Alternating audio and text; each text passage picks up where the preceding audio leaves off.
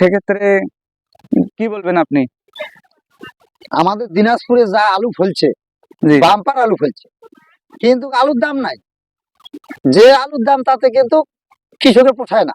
ও আর এই যে আলু যদি পাট দিয়ে তুলি, তাহলে আলু বেচেও পয়সা আটে না। আচ্ছা, আলুর বীজ কত টাকা করে কেজি কিনছিলেন? আলুর বীজ কিনছি 120 টাকা করে। আর এখন আলুর কেজি কত? এখন আলুর কেজি 10 টাকা। সেক্ষেত্রে আপনার করণীয় কি? করণীয় মানে একদমই লাভ নাই, লস। ও, তা কি আবাদ কি এখন বন্ধ করে দিবেন? আবাদ এখন দর যদি না পাই, তাহলে আবাদ করে কি হইবে? আর আমরা যদি আবাদ বন্ধ করি, তাহলে কৃষকের চাকরিজীবী খাবি কিভাবে?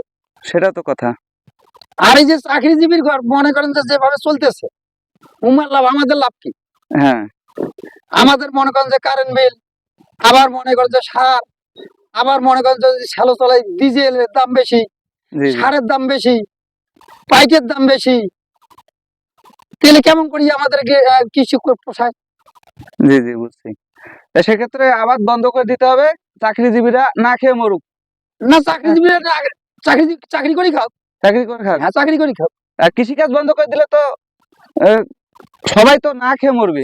তা মনে করেন যে আমরা যদি কৃষকের ঘর যদি মনে করেন বন্ধ করে দিয়ে দেয়, তো তাহলে মনে করেন যে চাকরিজীবীর ঘর যখন না পাবে, সেখন তো আপনি বুঝবে। জি জি জি ঠিক আছে দর্শক, দেখা হবে আগামী কোনো এক পর্বে।